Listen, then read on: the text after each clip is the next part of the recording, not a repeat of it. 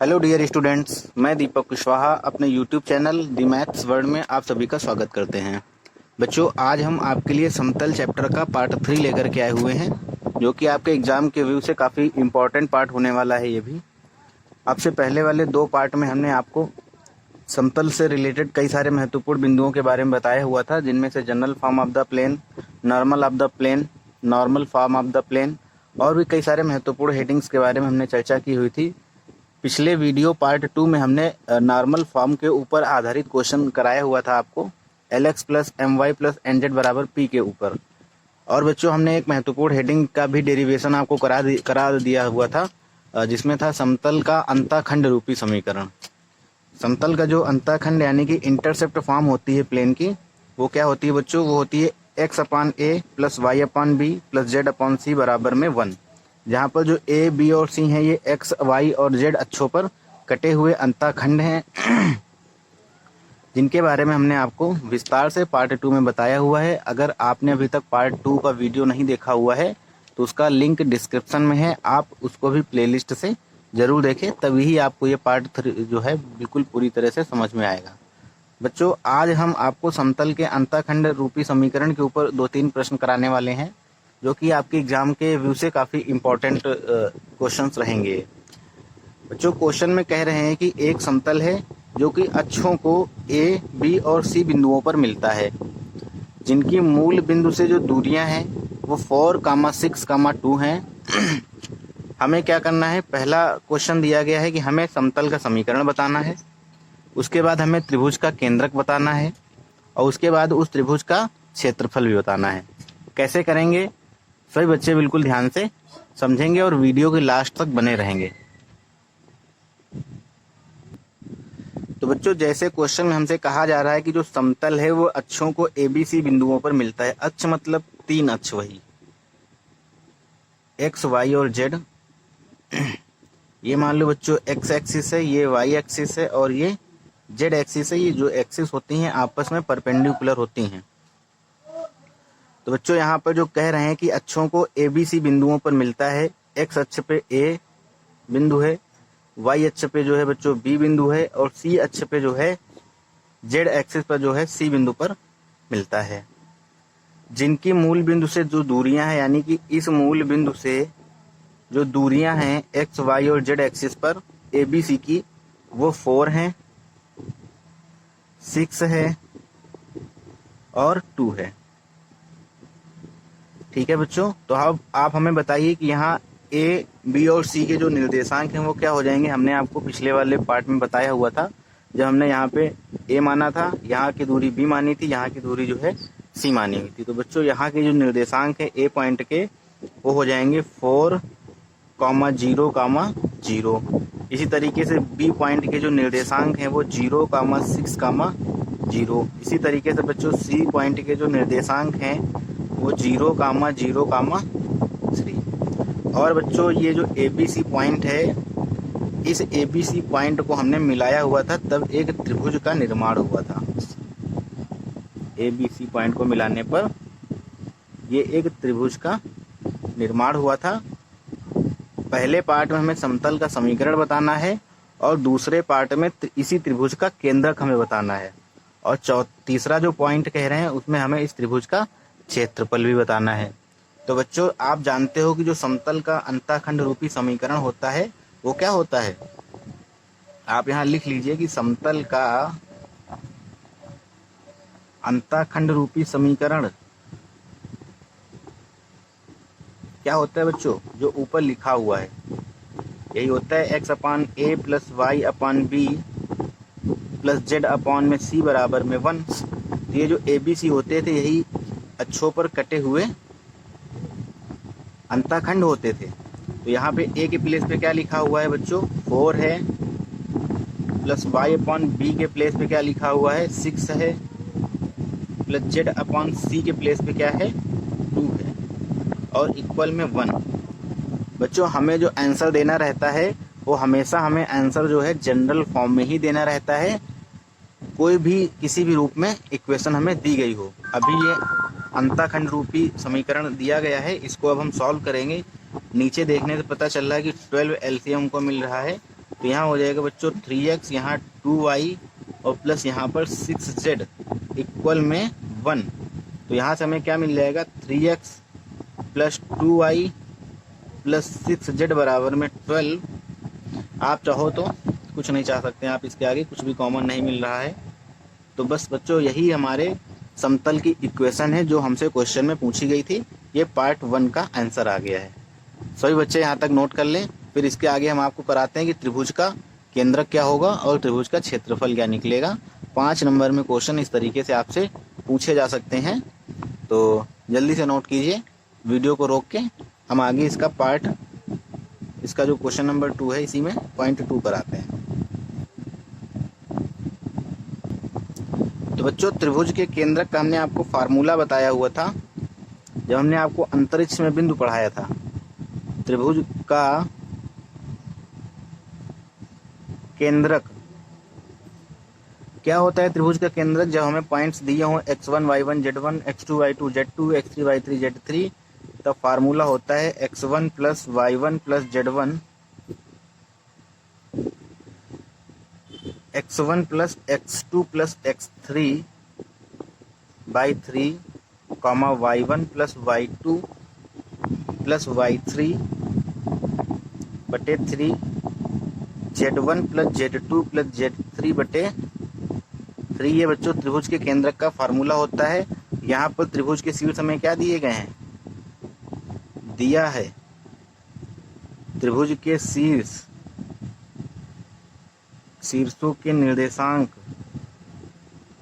क्या है बच्चों? त्रिभुज के शीर्षों के निर्देशांक A 4, 0, 0, B 0, 6, 0 और C क्या है बच्चों? 0, 0, 3। ठीक है, 3 नहीं बच्चों 2 है ये। ठीक है, तो यहाँ तक तो समझ में आया होगा आपको।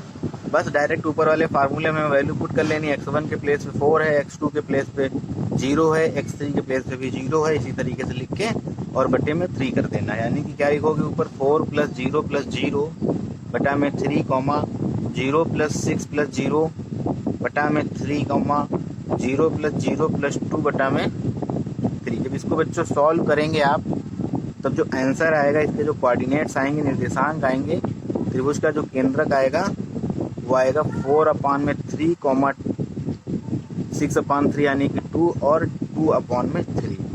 यही बच्चों आंसर है। आशा करते हैं सभी बच्चों को समझ में आया होगा। नोट कर लीजिए।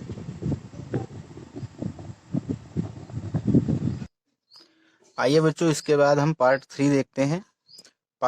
इसमें जो 3rd नंबर क्वेश्चन है, कह रहे हैं कि इसका क्षेत्रफल भी ज्ञात कीजिए। ये जो त्रिभुज है ABC, इसका हमें क्षेत्रफल भी ज्ञात करना रहेगा। बच्चों ये आपस में जो रेखाएं हैं ये परपेंडिकुलर हैं, इस बात को आप ध्यान रखेंगे। ये जेड एक्सिस से कुछ इस तरीके से बना हुआ है। चलिए देखते हैं। तो त्रिभुज ABC का क्षेत्रफल हमें फाइंड करना है। तो बच्चों ये जो त्रिभुज ABC का क्षेत्रफल है ये किसके बराबर होगा? इसका क्षेत्रफल एक ये त्रिभुज बन रहा है प्लस एक ये त्रिभुज बन रहा है प्लस एक ये त्रिभुज बन रहा है। अगर ये बीच का पॉइंट हम O मान लें तो किसके बराबर होगा? त्रिभुज का जो क्षेत्रफल है ये बराबर होगा त्रिभुज OAB का क्षेत्रफल यानी कि OAB का क्षेत्रफल प्लस त्रिभुज OBC यानी कि OBC प्लस OCA या OAC, जैसे लो लिख लीजिए, OAC बराबर होगा। तो बच्चों आप बताइए त्रिभुज OAB का क्षेत्रफल क्या हो जाएगा? OAB त्रिभुज का जो क्षेत्रफल है क्या होता है?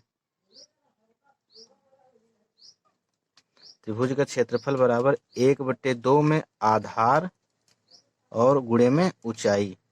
यही तो होता है फार्मूला। त्रिभुज का क्षेत्रफल 1/2 गुणा में आधार गुणा में ऊंचाई। मान लो एक ये त्रिभुज बना हुआ है, ये OAB, ये O है, ये A है, ये B है। हमें ये दी गई है 6 और ये 4 है। अब बताइए यहाँ पे क्या हो जाएगा क्षेत्रफल? यहाँ पे ऊंचाई क्या है? आधार क्या है? आधार OA है। 4 और ऊंचाई क्या है बच्चों OB यानी कि 6। इसी तरीके से त्रिभुज OBC जब आप लेंगे तो उसमें OC आधार हो जाएगा और ये तो ऊंचाई रहेगी ही। तो इसमें क्या लिखेंगे बच्चों 1/2 आधार यानी कि क्या रहेगा आधार 2 रख लीजिए और उसको 6 कर लीजिए। ठीक है, इस तरीके से इसमें क्या होगा बच्चों 1/2 4 × 2। ठीक है, यहाँ तक बच्चों आपको समझ में आया होगा। आपस में इसको मल्टीप्लाई कर लीजिए, 2 हो जाएगा, ये 2 से कैंसिल, ये कैंसिल, 4 6 और 12 + 6 + 4 यानी कि 22 वर्ग इकाई। आशा करते हैं बच्चों यहाँ तक आपको समझ में आया होगा। त्रिभुज का जो क्षेत्रफल का फार्मूला होता है इसको आप नोट कर लीजिए, वैल्यू रखेंगे तो इसी तरीके से निकल के आएगा। अगर समझ में नहीं आए तो दोबारा लगाने की कोशिश कीजिएगा। नोट कर लीजिए बच्चों। इसी पैटर्न पर आधारित एक क्वेश्चन हम आपको होमवर्क के लिए दे रहे हैं, जिसे सभी बच्चों को करना रहेगा। सभी बच्चे बिल्कुल ध्यान से देखें क्वेश्चन को। कह रहे हैं कि उस समतल का समीकरण ज्ञात कीजिए जो अक्षों 4, 6, -3 इकाई के अंतःखंड पर काटता है। इसे इकाई पर काटता है। समीकरण भी ज्ञात करनी है और इस त्रिभुज का क्षेत्रफल भी ज्ञात करना है तथा त्रिभुज का केंद्रक भी ज्ञात करना है। बिल्कुल पुराने पैटर्न पे क्वेश्चन है जो अभी हमने पहले आपको कराया हुआ है। ये क्वेश्चन आपको स्वयं से करना है और आंसर जो है बच्चों आपको इस मेल आईडी पर सेंड करना रहेगा। जो हमारे कॉलेज के स्टूडेंट हैं हमें व्हाट्सएप ग्रुप में या व्हाट्सएप पे मैसेज करेंगे, और जो बाहर के बच्चे हैं जो हमारे कॉलेज के स्टूडेंट्स नहीं हैं वो मेल आईडी पर हमें मेल करेंगे। मेल है dkguru212@gmail.com। चलिए बच्चों आगे शुरुआत करते हैं एक नेक्स्ट क्वेश्चन की। उस पैटर्न पर भी क्वेश्चन हमसे पूछ लिए जाते हैं। आइए देखते हैं नेक्स्ट क्वेश्चन। नेक्स्ट क्वेश्चन है बच्चों इसी पैटर्न पर है, बस इसमें हमें केंद्रक के निर्देशांक दिए गए हैं और हमें समतल का समीकरण बताना है। कह रहे हैं कि एक समतल अक्षों को बिंदु A, B, C पर मिलता है। यदि त्रिभुज ABC का केंद्रक 6, 2, -3 है तो समतल का समीकरण ज्ञात कीजिए। बेहद आसान प्रश्न है बच्चों, वीडियो रोक के आप स्वयं से करने की कोशिश कीजिए और उसके बाद हमारा सॉल्यूशन देखिए। सभी लोग कोशिश करें बच्चों, वीडियो रोक के स्वयं से लगाने की कोशिश कीजिए। इसमें हमें केंद्रक के निर्देशांक दिए गए हैं, हमें समतल का समीकरण बताना है और ABC जो है वो अंतःखंड हैं ABC किसी समतल के। ठीक है बच्चों, अपने आप से सेल्फ कोशिश करो सभी लोग। चलिए आइए शुरू करते हैं। तो बच्चों हमने मान लिया कि जो समतल का समीकरण है, जैसे ही हमें पता चले कि अंतःखंड काट रहा है या अंतःखंड काटते हैं 3 एक्सिस पे ABC पॉइंट कोई कट कर रहे हैं, तो आप समझ जाइए कि वो अंतःखंड रूपी समीकरण बनेगा। लिख लीजिए, माना अंतःखंड रूपी समीकरण क्या होता है बच्चों, x/a + y/b बराबर में z/c बराबर में 1। कुछ इस तरीके से कंडीशन बनेगी। ये x एक्सिस है, ये y एक्सिस है और बच्चों ये z एक्सिस है। कोई पॉइंट है A यहाँ पे है, B यहाँ पर है, C यहाँ पर है। इसको हमने ऐसे मिला दिया। मिलाने पर जो त्रिभुज बन रहा है, मिलाने पर जो बच्चों त्रिभुज बन रहा है, इस त्रिभुज के हमको केंद्रक दिए गए हैं। मान लो कहीं यहाँ कोई केंद्रक है, ये इसके हमें पॉइंट दिए गए हैं G के। क्या दिए गए हैं 6, 3, -3। तो बच्चों आपको पता है जब यहाँ दूरी नहीं दी गई तो इस दूरी को हम A मान लेते हैं, इस दूरी को जो है B मान लेते हैं, इस दूरी को C मान लेते हैं और ये मूल बिंदु रहता है O। इसके कोऑर्डिनेट 0, 0, 0 रहते हैं। तो बच्चों यहाँ के जो A के पॉइंट्स आ जाएंगे वो क्या आ जाएंगे, A, 0, 0, 0, B, 0 और यहाँ पे क्या आ जाएंगे 0, 0, C। अब हमें केंद्रक के निर्देशांक पता है तो बच्चों आप लिखिए जो समतल है समतल उपरोक्त समीकरण लिख लीजिए। या समतल एक निर्देशांक अक्षों को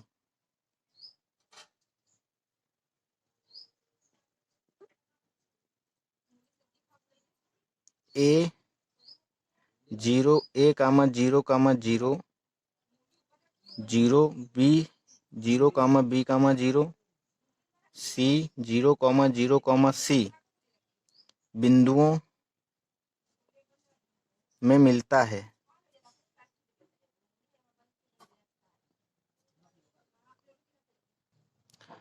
तो बच्चों, त्रिभुज के केंद्रक के निर्देशांक का फार्मूला क्या होता है?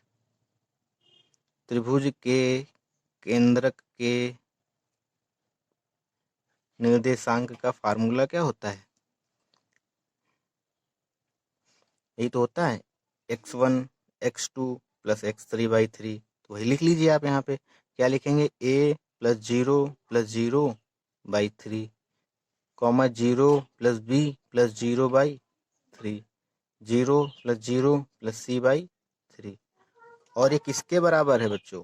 ये बराबर है 6 कॉमा 3 कॉमा -3 के बराबर। ठीक है, तो यहाँ से बच्चों तुलना करेंगे आप, तो a/3 किसके बराबर हो जाएगा? 6 के। b/3 किसके बराबर हो जाएगा? 3 के। c/3 किसके बराबर हो जाएगा? -3 के। कैसे? यहाँ जोड़ेंगे a/3 आएगा, इसके प्लेस पे क्या लिखा हुआ? 6। यहाँ जोड़ेंगे b/3 आएगा, इसके प्लेस पे क्या लिखा हुआ? 3। तो दोनों आपस में बराबर होंगे कि नहीं होंगे? ये इसके बराबर होगा, ये इसके बराबर, तीनों आपस में एक दूसरे के बराबर होंगे। आइए आगे देखते हैं। यहाँ से a, b और c की वैल्यू निकाल लेंगे। तो a की वैल्यू क्या आएगी बच्चों? 18। b की वैल्यू क्या आएगी? 9। c की वैल्यू क्या आएगी? -9। अब हमें a, b, c की वैल्यू पता चल गई हैं। इन वैल्यूज को उठा के समीकरण नंबर 1 में पुट कीजिए, एलसीएम लेके सॉल्व कीजिए और आपकी इक्वेशन आ गई। आप समझ चुके होंगे बच्चों आगे हमें क्या करना है। वैल्यू पुट कीजिए 1 में, तो क्या हो जाएगा? x/18 plus y/9 plus z/-9। तो इसको माइनस कर देते हैं यहाँ पे हम।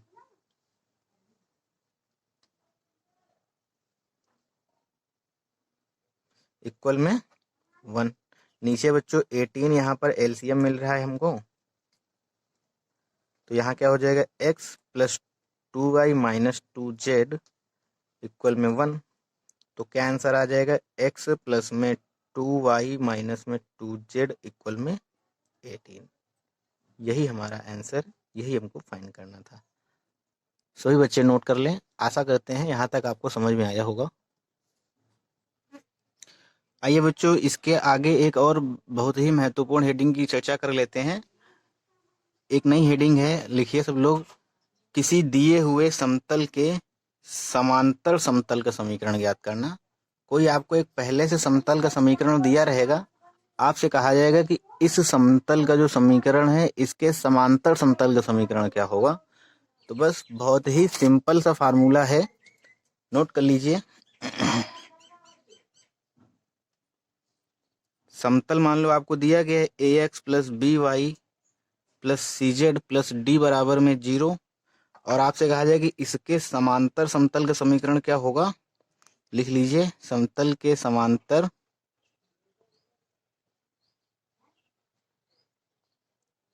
समतल का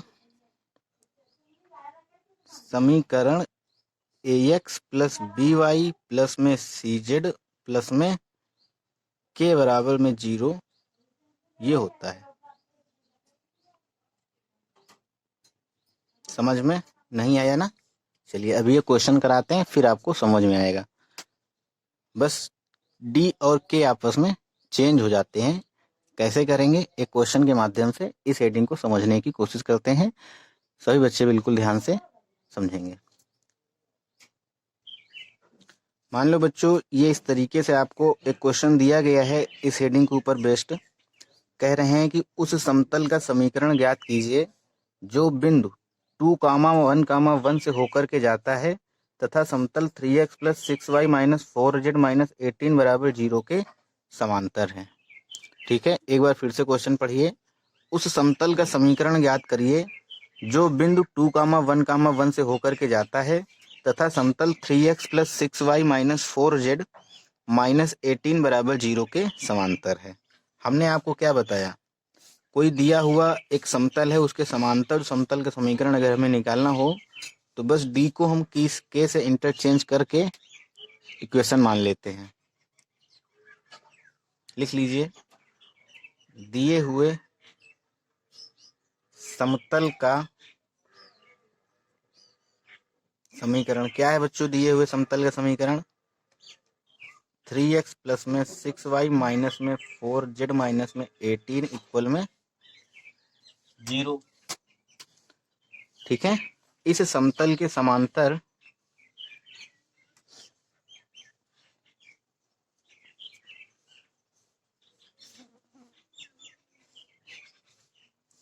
समतल का समीकरण क्या हो जाएगा बच्चों? 3x + 6y - 4z - k - 4z और k = 0। इसे हम इक्वेशन नंबर फर्स्ट मान लेंगे। और चूंकि ये जो समतल की इक्वेशन है, समांतर वाली जो इक्वेशन है, ये कौन से बिंदु से होकर के जाती है? 2, 1, 1 से होकर के जाती है। तो वो जो बिंदु होंगे बच्चों, वो इस इक्वेशन को सेटिस्फाई करेंगे। जो 2, 1, 1 है वो x और y और z की वैल्यू दी गई है। पुट करने के बाद हम x की वैल्यू निकालेंगे। x की वैल्यू निकाल के हम इसी इक्वेशन में पुट कर देंगे। जो हमें इक्वेशन मिलेगी वही हमारा आंसर होगा। चलिए बच्चों, कंप्लीट कर लेते हैं क्वेश्चन को। वैसे आप समझ तो चुके ही होंगे। लिख लीजिए, चूंकि यह 2, 1, 1 बच्चों आपकी इसी तरीके की लैंग्वेज होनी चाहिए एग्जाम में, तभी आपको पूरे नंबर मिलेंगे। आप लोग जो कहते हैं सर पेपर तो हम पूरा करके आए थे, नंबर हमें बड़े कम मिले, वो यही कारण रहता है कि आप उसमें सही तरीके से लिख के नहीं आते हैं। इसलिए जो एग्जामिनर होते हैं आपके कॉपी चेक करने वाले, वो मजबूर हो जाते हैं कि आपको नंबर पूरे ना दें, और आप उनको मजबूर कर दो कि वो आपको पूरा नंबर दें। इतना सुंदर, इतना अच्छा लिखो, इतनी अच्छी लैंग्वेज बना के लिखो कि नंबर आपको पूरे में पूरे मिले। हाँ तो बच्चों, मान चूंकि ये जो समीकरण है किससे होकर के जाती है? 2, 1, 1 से होकर जाता है। अतः क्या हो जाएगा यहाँ पर? 3 × 2 + 6 × 1 - 4 × 1 + k = 0। जब इसे हम सॉल्व करेंगे बच्चों तो k की वैल्यू क्या आ जाएगी? 6, और 6 + 6 12, 12 - 4 8, -8 यानी उधर जाएगा तो प्लस का, और इधर बराबर के उधर जाएगा तो माइनस का 8 हो जाएगा। तो k की वैल्यू बच्चों क्या आई? -8 आई। पुट इन 1, एक में रखेंगे, क्या मिलेगा? 3x + 6y - 4z - 8 = 0। यही बच्चों आंसर है। बच्चों हर हेडिंग के ऊपर हम आपको 1 से 2, 2 से 3 प्रश्न करा देते हैं और कराते रहेंगे। तो हम एक्सरसाइज आपके लिए होमवर्क के लिए देते हैं कि आप एक्सरसाइज को जो है स्वयं से करें। एक्सरसाइज में जितने प्रकार के क्वेश्चन होते हैं, हम हर टाइप के प्रश्नों को यहाँ पर सम्मिलित करके पार्ट तैयार करते हैं, और आप सारे पार्ट देखेंगे। देखने के बाद फिर आप एक्सरसाइज जब देखेंगे तो आपको लगेगा कि हम सारे क्वेश्चन कर ले जाएंगे। अगर फिर भी बच्चों आपको किसी भी तरीके की किसी भी क्वेश्चन में कोई भी दिक्कत होती है तो आप हमें या तो मेल कर सकते हैं या हमें व्हाट्सएप पर उस क्वेश्चन की फोटो क्लिक करके भेज सकते हैं। हम आपको उसका सॉल्यूशन देंगे, और अगर टाइम बचता है तो हम हर एक्सरसाइज का आपको सॉल्यूशन भी वीडियो के माध्यम से प्रोवाइड करेंगे। लेकिन आप स्वयं से लगाने की कोशिश कीजिए। जब तक आप स्वयं नहीं लगाएंगे, स्वयं कॉपी पेन लेके नहीं बैठेंगे, तब तक आपको मैथ समझ में नहीं आएगी। मैथ एक ऐसा विषय होता है जो प्रैक्टिस से आता है, लगाने से आता है, कॉपी पेन लेके करने से आता है। देखने से मैथ कभी समझ में नहीं आती है। समझ में तो आ जाती है, लेकिन फिर वो आपके दिमाग से उतनी जल्दी निकल भी जाती है। बच्चों, अगर आपने इस वीडियो को अभी तक लाइक नहीं किया है तो वीडियो को लाइक करें, और अगर आप चैनल पर नए हैं तो चैनल को सब्सक्राइब कर लें, साथ में बेल आइकन को भी प्रेस कर लें। जब भी हम कोई नया वीडियो अपलोड करेंगे तो उसका नोटिफिकेशन आपको सबसे पहले मिलेगा। ठीक है बच्चों, तो आगे कुछ और भी हम महत्वपूर्ण प्रश्नों को या महत्वपूर्ण हेडिंग्स को करते हैं। बने रहेंगे वीडियो के लास्ट तक। और हाँ बच्चों, एग्ज़ाम को लेकर, आपके सेमेस्टर के एग्ज़ाम को लेकर एक बहुत बड़ी सूचना आज आई हुई है पेपर में। दिनांक आज है 17 अप्रैल 2020 और आज की न्यूज़पेपर दैनिक जागरण में एक न्यूज़ कट आई हुई है जिसमें लिखा हुआ है कि जो आपके सेमेस्टर वाले एग्ज़ाम है प्राविधिक शिक्षा परिषद के, वो या तो इस मई के लास्ट वीक में या फिर जून के फर्स्ट वीक में होने की पूरी संभावना है, अगर ये स्थिति जो है लॉकडाउन वाली और कोरोना वायरस वाली नॉर्मल रहती है तो बच्चों आप ऐसा मान के पढ़ाई कीजिए कि आपका जो एग्ज़ाम है वो एक हफ्ते के बाद में है या 4 दिन के बाद में है। और बिल्कुल आप इस चीज़ को भूल जाइए कि एग्ज़ाम आपके नहीं होंगे। ज़्यादातर बच्चे यही सोच रहे हैं कि एग्ज़ाम तो होंगे नहीं, क्या करें पढ़ के, ऐसे ही चलता रहेगा। तो बच्चों कुछ ना कुछ उसकी व्यवस्था की जाएगी एग्ज़ाम की। एग्ज़ाम तो होना निश्चित रहेगा, आप लोगों के एग्ज़ाम बिल्कुल होंगे। और आप लोगों को ऐसा नहीं कि जैसे 9th-10th वाले बच्चों को प्रमोट कर दिया गया है, एक क्लास आगे बढ़ गए, तो आप ऐसा मत सोच के चलिए कि जो सेमेस्टर है आपका एक सेमेस्टर प्रमोट हो जाएगा। तो बिल्कुल तैयारी करते रहिए और हमारे साथ जुड़े रहिए। चलिए आगे शुरुआत करते हैं एक और बहुत ही महत्वपूर्ण हेडिंग की। सभी बच्चे बिल्कुल ध्यान से समझेंगे। बच्चों एक बहुत ही महत्वपूर्ण हेडिंग है, छोटी सी है तो समझ लीजिए। कह रहे हैं कि दो समतलों के परिच्छेद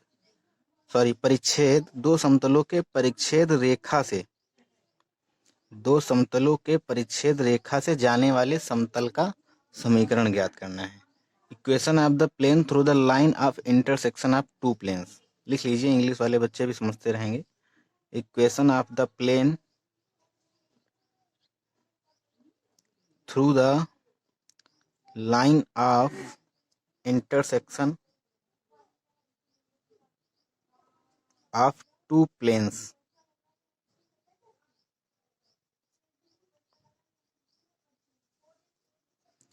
ठीक है बच्चों, सिंपल सा एक बेहद आसान सा फार्मूला होता है। इसके डेरिवेशन पे हम नहीं जाएंगे क्योंकि डेरिवेशन से हमें कोई विशेष लेना देना नहीं है।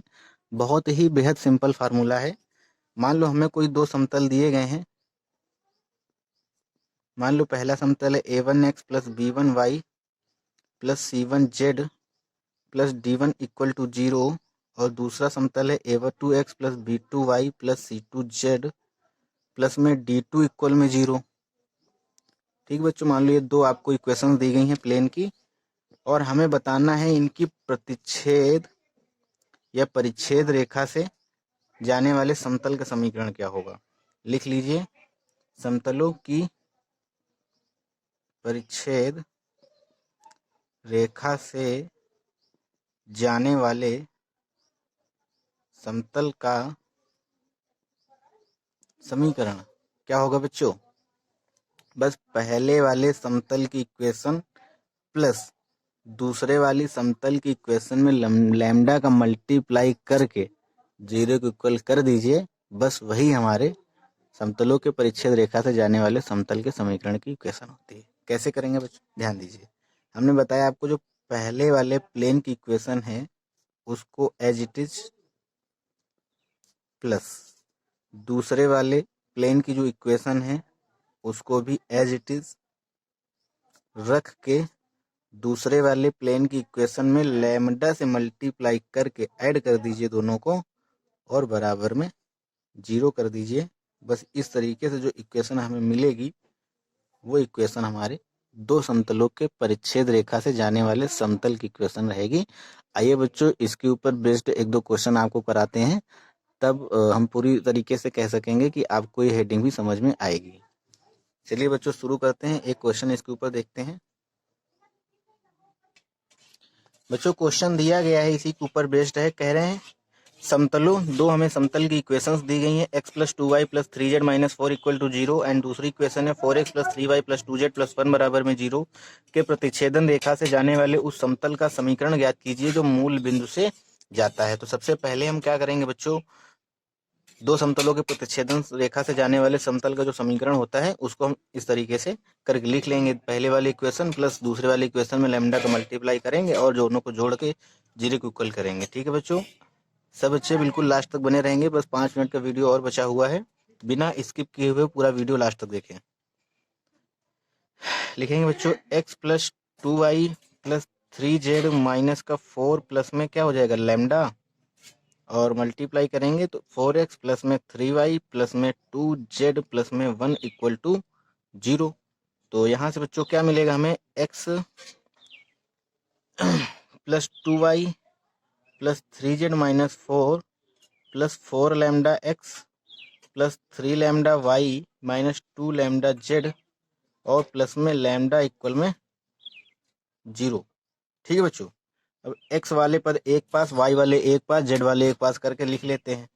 तो इसमें और इसमें x कॉमन लेंगे, क्या मिलेगा हमें, ब्रैकेट के अंदर मिलेगा 1 प्लस लैम्डा 4 लैम्डा, प्लस इसी तरीके से इसमें y कॉमन लेंगे तो मिलेगा 2 plus 3 lambda, plus z common लेंगे तो क्या मिलेगा 3 प्लस 2 लैम्डा। ये बच्चों प्लस होगा, माइनस कहाँ से आ जाएगा, बताते भी नहीं हो आप लोग। और यहाँ लैम्डा लैम्डा थोड़े नहीं हो जाएगा, कुछ भी मतलब लिखा है सब सही थोड़े नहीं है, आप बताया करिए कि क्या गलत हो रहा है। तो बच्चों z 3 प्लस 2 लैम्डा और इक्वल में प्लस में एक लैम्डा बच रहा है ये वाला, और इसके साथ माइनस का 4 बच रहा बराबर में 0। समीकरण नंबर फर्स्ट, इक्वेशन फर्स्ट हो गई। आगे क्या कह रहे हैं, जो समतल का समीकरण है ये तो हमने ज्ञात कर लिया ना, ये जो समीकरण है ये मूल बिंदु से जाता है। समतल का समीकरण ज्ञात कीजिए, कर लिया। और ये जो समीकरण है बच्चों मूल बिंदु से जाता है, यानी कि मूल बिंदु 0,0,0 यानी कि एक्स वाई जेड की वैल्यू कितनी है 0 0 0। तो यहाँ पे x की वैल्यू, y की वैल्यू, z की वैल्यू 0 रखिए, सॉल्व कीजिए, लैम्डा की वैल्यू निकालिए, लैम्डा की जो वैल्यू निकाल के बस इसी इक्वेशन में पुट कीजिए, जो वैल्यू जो बनेगा, जो इक्वेशन बनेगी वही हमारा आंसर है। आशा करते हैं बच्चों समझ पाए होंगे कि हमें क्या करना है आगे। तो सभी बच्चे शुरू हो जाइए और कर डालिए, फिर वीडियो को रोक के मैच कीजिए आंसर, आपका मैच हो रहा कि नहीं हो रहा। हाँ तो देखते हैं बच्चों क्या होगा, ये लिख लीजिए, सिंस मूल बिंदु से होकर के जाता है यह वाला समीकरण, मूल बिंदु क्या होते हैं, मूल बिंदु 0,0,0 से होकर जाता है। तो वैल्यू रखिए बच्चों, यहाँ पे 0 ये हो गया, ये 0 ये 0, क्या बचेगा लैम्डा माइनस 4 बराबर में 0। तो क्या वैल्यू आएगी यहाँ से, यहाँ लिखे ले रहे हैं स्पेस कम है तो लैम्डा बराबर आ जाएगा 4। ये लैम्डा बराबर 4 इक्वेशन नंबर फर्स्ट में जब हम रखेंगे, सॉल्व करेंगे, तो देखिए बच्चों हम थोड़ा शॉर्टकट मार रहे हैं, x 1 प्लस 4 लैम्डा के प्लेस पे रखेंगे तो 16 हो जाएगा, प्लस y 2 प्लस लैम्डा के प्लेस पे रखेंगे तो 12 हो जाएगा, प्लस z 3 प्लस 2 लैम्डा के प्लेस पे रखेंगे तो 8 हो जाएगा, प्लस लैम्डा के प्लेस पे रखेंगे तो 4 माइनस 4 बराबर में 0 हो जाएगा। क्या आंसर मिलेगा बच्चों, 17x plus 14y plus 8 3 11z, और ये 0 हो जाएगा तो बराबर में 0। यही हमारा आंसर है। और आपको जब भी प्रतिच्छेद रेखा से जाने वाले समतल का समीकरण ज्ञात करने के लिए कहेंगे, आपको कोई ना कोई यहाँ पे पॉइंट्स जरूर दिए रहेंगे, 1 1 1 2 2 2 2 3 4 5 6 7 8 9, मतलब कुछ भी जरूर पॉइंट्स जरूर दिए रहेंगे, और उस पॉइंट को हमें इस इक्वेशन में सेटिस्फाई कराना रहेगा, लैम्डा की वैल्यू निकालना रहेगा और फिर उसी इक्वेशन में पुट करना रहेगा। आशा करते हैं बच्चों यहाँ तक आपको समझ में आया होगा। वीडियो अगर पसंद आया है तो आप लाइक कीजिए, और अपने सुझाव अगर अच्छा लगा है तो, और अच्छा नहीं लगा है तो कमेंट में ज़रूर लिख के बताया करिए, ताकि बच्चों अगर कुछ भी ऐसा वैसा होता है तो हम ज़रूर इम्प्रूव करेंगे कि भाई कहाँ से क्या और हमें इम्प्रूव करना चाहिए, ताकि हमारे सभी बच्चों को सारा कुछ समझ में आए।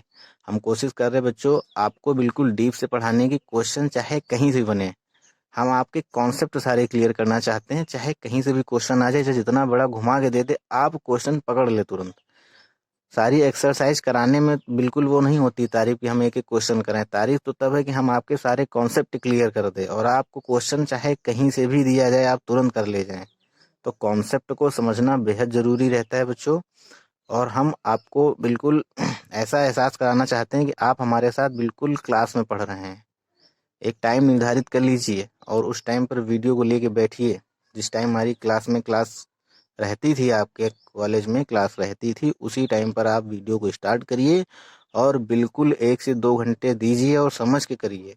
एक्सरसाइज भी साथ में लगाइए, जो भी हेडिंग कराएं उससे मैच करते हुए क्वेश्चन अपने आप ढूंढिए बुक में।